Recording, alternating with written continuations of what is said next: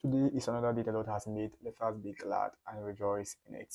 Please don't forget to subscribe to my channel, Albertine Sports on YouTube. And after subscribing, don't forget to also turn on post notification bell. So anytime a video be uploaded on the channel, you'll be notified and then you'll be the first person to watch the video. For about 3 days now, our concentration has been centered on the Black Stars. Even though after that disappointed and shambolic performance of late, yet we have to record videos and talk about the Black Stars because that's our own, and we need to support and defend our own. We'll give you every detail from the camp of the Black Stars of Ghana. But today we are shifting the gear to Europe, to the Western world, to talk about football in European field or from the other perspective, from CONMEBOL, that's South America, and then in Europe. So starting from Brazil, so the president of the Brazil, so His Excellency Lula da Silva, who is the president of the Republic of Brazil, and we've heard this president is contemplating and is going to have a meeting with the president of the Brazilian Football Association that if you do not play in the Brazilian league, you shouldn't be allowed to play for the Brazilian national team, and that um, only players who play in the Brazilian league, in the Brazilian Serie A, will be allowed to play for the the Brazilian national team. And you listen to this, it's somehow surprising, like it's shocking because we've seen Brazil in recent years. We've seen Brazil under NEYMAR, under Ronaldo Nazario, under Ronaldinho Gaúcho, and Lakakes. They were all not playing in the Brazilian league. So as to when or as to whether the Brazilian Football Federation will accept that proposal from the president of Brazil is actually one thing we should also think about, because the Brazilian league is not at the highest level that they have quality and top class players. Yes, fine, they have some good prospects, they have some good talents in the league, but they are not advanced, they are not established, and they are not well developed players who can compete with the giants in Europe. You are going to play against France, you are going to play against Spain, you'll be playing against Portugal, Germany, the Argentina. These are countries that have huge quality in their possession. So you playing with only players who play in the Brazilian league is something awkward, and I don't think it's it's a proposal, though it's a proposal, but I don't think it's going to be agreed, and I don't think it's going to come into reality. You can propose something because some people too in Ghana here are proposing the Black Stars should be, only the local players should be allowed or should be given the chance to play for the Black Stars because the commitment level of the Boggers when they come to the Black Stars is actually bad, and then therefore they should be punished by letting local players play for the Black Stars of Ghana. And we all see the level of players we do have here. That's the same thing in Brazil. Some they will playing well in the league, but football is beyond only the league. It's a continental sport. It's every day. It's something that you need quality and top class players. Find Brazil after the 2014 World Cup in Brazil in 2018. We didn't see that. In 2018, they went to the semi-finals. And then in 2022 World Cup, they were eliminated in the semi-finals, in the quarterfinals rather, by Croatia. Since then, it has been one problem to the other. Some people saying players at the national team are not committed, as we also see in Ghana. Some people say the quality for Brazil is actually dropping. And those are the rising issues after the bad performance of Brazil. We also what Ronaldinho and other former players, Rivaldo and the Romario said about about the Brazilian national team in recent times, and you could clearly see the quality has dropped, and there are a lot of criticism. That's why the president wants to take this initiative to allow only local players. But hey, Mr. President, it's not going to work. Come on, you cannot use local players to compete, especially with their contenders or with their competitors. You can't use local players. There's the Estivaos. You can't use those players in the league to compete with France and then Germans, the Englands, the Argentinas, and other things. So I don't think it's actually a good proposal. I don't even think the Brazilian football federation is actually going to accept this proposal and then work on it. Now let's move on to the camp of FC Barcelona. Um, Spain will be playing this evening against Denmark, and there are some Barcelona players who will be featuring in the match. For Lamine Yamal, the 17-year-old has been given the number 10 GC, so he'll be wearing number 10 GC today for Spain. And that's one, improvement, or that's one thing you could clearly see. The Spanish Football Federation actually have good plans for Lamine Yamal, a young player already carrying Spain. He did very well in the Euros, and then after the Euros, he's actually performing very, very well. You could clearly see in the number 10 jersey, at least it's something to show that, hey, he's a future of the Spanish football. And at this young age, he's actually doing well. So I think giving him the number 10 jersey, note um, Dani OLMO was the one wearing the number 10 jersey before Lamine Yamal taking over the jersey. But Dani OLMO is injured and he won't be able to play in the UEFA Nations League match against Denmark. That's why Lamine Yamal will be wearing that jersey today in the evening against Denmark. And the coach of the Spanish national team, Luis de la Fuente, in his press match or in his pre-match conference with the press, talked about some few Barcelona players. Let's talk about, or let's discuss, or let's analyze what he said about some players. So he was asked about the minutes given to Lamine Yamal in the Spanish national team. Yes, you see, people have been criticizing him about not resting Lamine Yamal, because we also what happened to Gavi and then Pedri. Some people criticized him that he being the coach, there are certain matches he should be. These young players, at least they are very young, 20, 18, 19 years. These young players should be rested.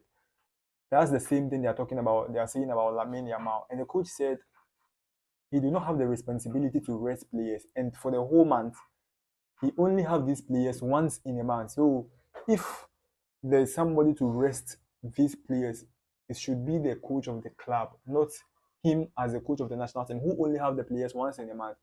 You listen to this, and then some people might think might decode the message in different way.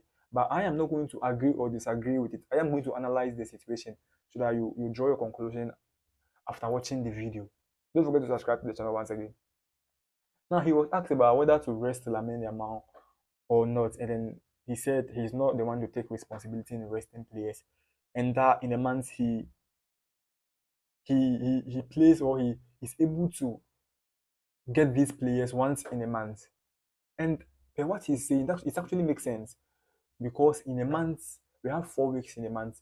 They are spending most of that 1 month at the club level. For only once he'll come to the national team, and that's when he, as a coach for the national team, get a chance to feel the talent or the performance and the good quality of these young players. So if it comes to resting these players, I think the huge responsibility, according to the coach, he thinks the huge responsibility should be laid on, or should be on the club, not him, the coach.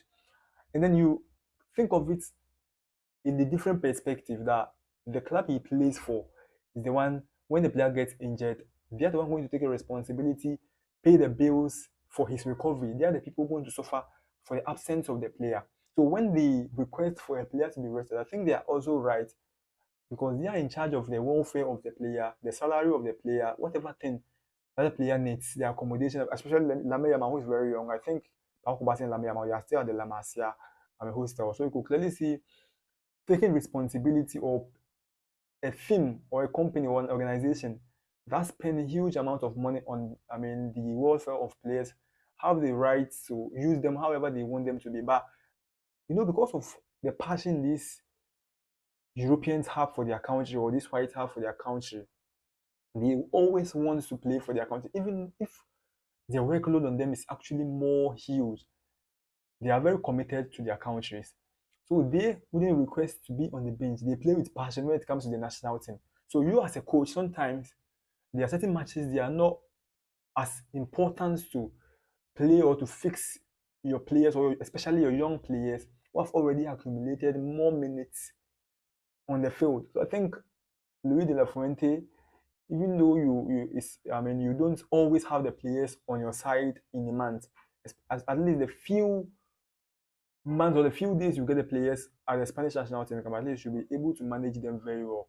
No one will ask you to drop Lamine Yamal in an Euro final. No one will ask you to drop Lamine Yamal in an Euro tournament or a World Cup tournament. But for friendly matches in this UEFA Nations League, that has increased the number of minutes or matches the players play. I think at the national team, they have a lot of players. You can call up a lot of players, because for that you don't sign players, but for the club they sign players. So you call quality players who can replace the already overused players, in order to prevent those kind of injuries from the player side. We already saw what happens to Gavi.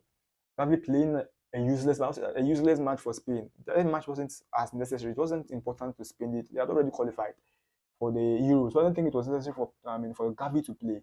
But he fielded him, and then at the end got an ACL injury, and for almost a year, Gavi hadn't played for Barcelona, and then they are paying for his medical bills. So you could clearly see that the clubs are actually very, very cautious when it comes to the young players and when it comes to the fitness of these players. Now, let's move on to Pau Kubasi, another young sensation we saw from the ranks or in the ranks under Xavi Hernandez. And he's also in the national team camp of Spain. He's in the national team camp of Spain, and then he granted an interview with a media house, and then he was asked about what does he think about Xavi or how does he see Xavi. He said Xavi is always the coach. He's a coach who helped him in his career, because we all know this boy was in the La Masia, and then Xavi gave him his first opportunity to play for the senior team of Barcelona. So he actually respects Xavi, and then he will always remember Xavi, because if not Xavi, we didn't know where Pau Kubasi would have been by now. Because you check that Barcelona defense last season, there were a lot of centre backs in the squad, and then no one was expecting Xavi to go to the La Masia or Barca Athletic to bring out a young 17-year-old boy to play in the defense, because last season Barcelona had Christensen fit, Ronald Araujo fit, Jules Koundé as a centre back, and don't forget last season we had Cancelo and other players who could play as a right back. So at the start of the season, Koundé was played as a centre back, Inigo Martinez was there. So a setting with four centre backs, and then Pau Kubasi emerging. No one was expecting that, but Xavi promoted him, and then he performed very well, and now he's an undisputed star. I can say that for a fact. Pau Kubasi is one of the most important players for Barcelona this season, and even since he made his debut last season, we saw his explosiveness against PSG in the UEFA Champions League. He played very well against Napoli, pocketed Victor Osimhen, and then pocketed a lot of attackers in the Barcelona era who faced Pau Kubasi. So you can clearly see he did well. Then he was asked about how he wants to, what he wants to achieve as a Barcelona player. He said he wants to be like Carlos Puyol. What a mentality from a certain young boy. You want to be like Carlos Puyol, and we all know what Carlos Puyol did at Barcelona. A captain, a true leader on the field. He gave everything out for the club, and that's what Pau Kubasi said he wants to be. We hope he actually live up to expectation and be consistent. And then injuries does not affect his game, because so far as injuries setting, you can't rule injuries out, but bad injuries that will affect the career of Pau Kubasi if he doesn't come to his side. Now, the all-time most valuable under 18 player, according to all-time under 20, under 18 most valuable player, according to Score 90. So the first one is Lamine Yamal. Currently, Lamine Yamal is valued 150 million euros. So the second one is Kylian Mbappe. Kylian Mbappe in 2017, he was 18 years old by then.